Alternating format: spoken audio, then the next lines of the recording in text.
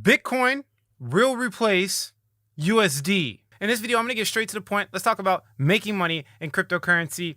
Ethereum's co-founder said he's done with crypto because it's too risky and represents a small bit of what the world needs. It's really interesting because of the word choice that he had. And I don't know, I wasn't there, but I read the article. And basically, I think he's kind of hinting something, right? John McAfee dead. You know, there's a couple of billionaires dead, right? And I would say that maybe I'm speculating too much, but the pressure to be a crypto guy has risen a lot, right? And I don't think he's leaving because he doesn't believe it's, solving the world's problem, whatever the case is. He says it represents a small bit of the world needs. And this is how you know it's BS. He's too smart for that. The world reserve currency is not a small bit of what the world needs. Let's kind of highlight that, right? Because he's saying it represents only a small bit.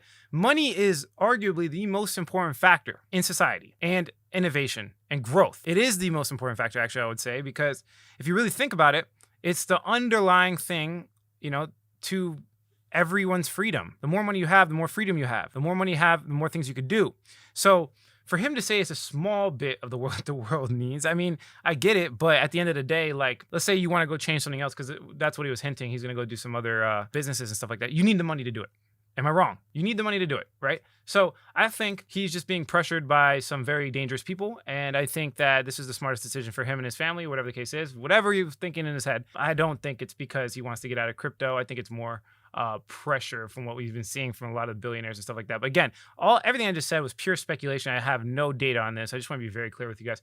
Also, El Salvador and the president's brothers were talking about a stable coin. Wow, it's interesting. They're adopting cryptocurrency at a fast pace. It seems very positive for crypto. U.S. lawmakers are clarifying digital assets in the context of securities law. That's great. Being a person that's wanted to create a coin for a long time is hard to think about the Howey test and everything like that, because we don't know for sure if what you're doing is security or not. So them clarifying securities law in the context of digital currencies is a path in the right direction, and it's actually very bullish for cryptocurrency. PayPal increases weekly limit on crypto purchases up to 100K.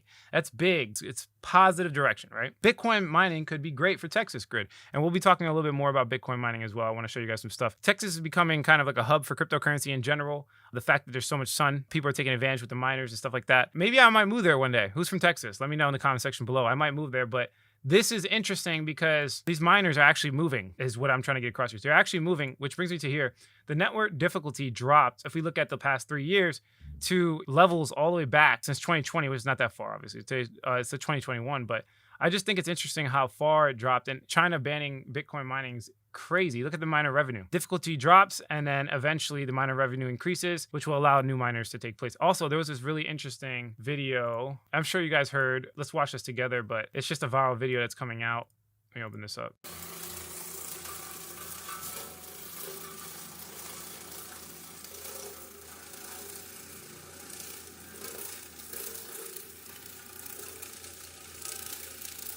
No reason to watch this. They're just destroying miners. I don't know why. This video is viral for some reason. Again, this is pure speculation, but maybe it has to do a little bit with them trying to scare miners just a little bit, showing that they can just destroy their business whenever they want it. I don't know. You guys tell me. Also, Willy Woo came out with some more stuff, so let's kind of go over this. Chart weekly net inflows to small holders of less than 1 BTC. It's retail that drives Bitcoin's bull markets. When they stop buying, it's a bear market warning. They haven't stopped buying. The last 30 days, whales sold 4K BTC and they bought up 31K. Let me see. You can see right here, in this case, a lot of retail stopped buying. And in this case, we're continuing to go higher. If anything, retail is buying more. So that's a good positive piece of news for Bitcoin's price. Sentiment and analysis, if that's all you looked at, you'd be buying cryptocurrency all the way down. But guys, that's not the only thing we look at. Also, Bank of America actually began clearing Bitcoin futures. That's really interesting. Still, the news illustrates that Wall Street is warming up to the Bitcoin market. Goldman Sachs relaunched its own cryptocurrency trading operation, offering clients exposure to Bitcoin futures through trading partners like Galaxy Digital.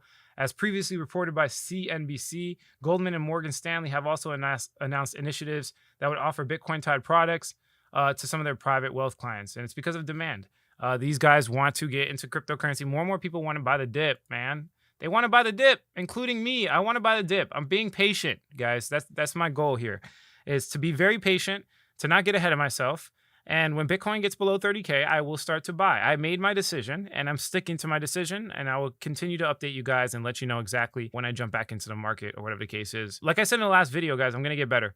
And I am going to try to do the best of my abilities to spread cryptocurrency to the world. So regardless of the pressures of, foreign things that I can't control, like YouTube's policies and shadow banning and me getting shadow banned on TikTok and having to delete my crypto content, as well as whatever threats I ever get, I'm never going to stop, because you got to be a little bit crazy to win. And yeah, I'm crazy. But yeah, that's it for this video, guys. If you like the quality of this content, hit like. If you don't, leave some constructive criticism, subscribe for more video updates. And like I always say, if you don't get with the technology, man, and I don't care who's watching this, you will get left behind. Thanks for watching, guys. Catch you in the next one.